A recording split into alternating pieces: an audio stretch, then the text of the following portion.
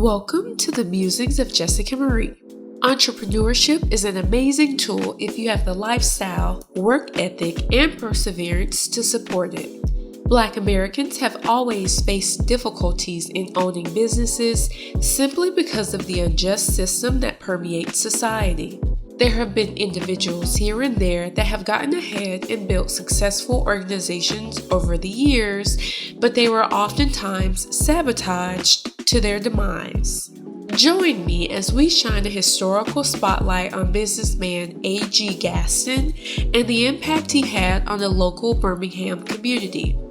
Arthur George Gaston was born on July 4, 1892 in Demopolis, Alabama to his parents Tom and Rosa.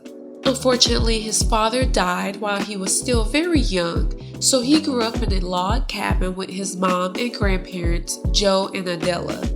At the age of 13, he moved to Birmingham, Alabama with a family that employed his mom as a cook. After his formal education ended at 10th grade, he went on to serve in the army in France during World War I. He then worked the mines in Fairfield and Westfield, Alabama upon returning to the States. While working in the mines, he came up with his first business venture of selling lunches to the other miners.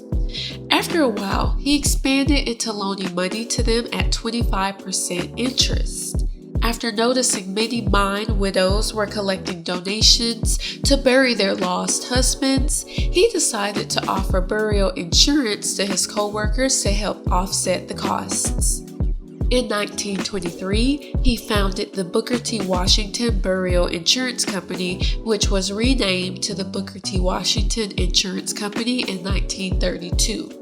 He took it a step further in 1938 when he bought and renovated a property in downtown Birmingham with his father-in-law A.L. Smith to start the Smith and Gaston Funeral Home. The company sponsored gospel music programs on local radio stations and even launched their very own quartet. Over the course of running his insurance company, he noticed there weren't enough Black people with sufficient training to work in the insurance and funeral industries. In order to fulfill that need in the community, he opened the Booker T. Washington Business School in 1939. He also opened the first Black-owned financial institution in Birmingham, named Citizens Federal Savings and Loan Association, and the A.G. Gaston Motel.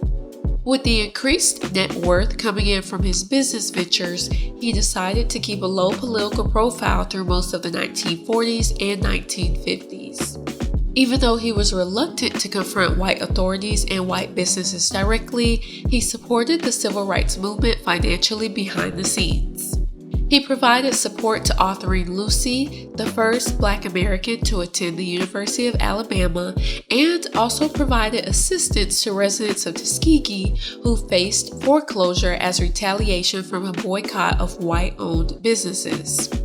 The Alabama Christian Movement for Human Rights held its first meeting at Smith & Gaston's offices after the NAACP was outlawed in Alabama in 1956.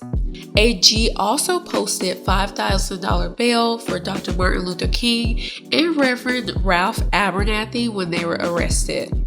He was often criticized for his approach at tackling the racial issues of the time because it typically produced token changes but no significant progress towards actual change. He was called a Super Uncle Tom by Hosea Williams, who insisted A.G. was more focused on negotiating with white business leaders instead of really pushing for substantial change.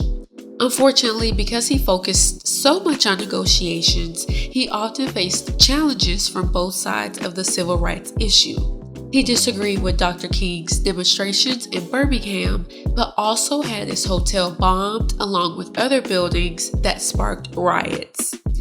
Even though the bombings were likely started by members of the KKK, more than 50 rioters and bystanders were injured and beaten by local police and state troopers that arrived on scene to clear the area.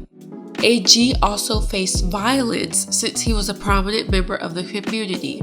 On September 8, 1963, Firebombs were thrown at his house just one day after he and his wife attended a state dinner at the White House with President John F. Kennedy.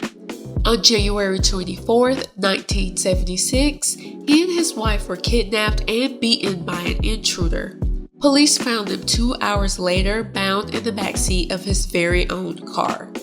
A.G. died in Birmingham on January 19, 1996 at the age of 103. He left behind the Booker T. Washington Insurance Company, the A.G. Gaston Construction Company, the Smith and Gaston Funeral Home, and a financial institution called CFS Bankshares. His net worth was estimated to be more than $130 billion at the time of his death. He was an innovative businessman who helped pave the way for other Black Americans to own businesses. While some definitely disagreed with his stance regarding civil rights, no one questioned his expertise in creating successful businesses. A.G. famously said, "I never went into anything with the idea of making money. I thought of doing something and it would come up and make money. I never thought of trying to get rich." If you enjoyed this episode, let me know by giving this video a thumbs up, leaving a comment, and subscribing to my channel. I'll see you in the next episode. Signed, Jessica Marie.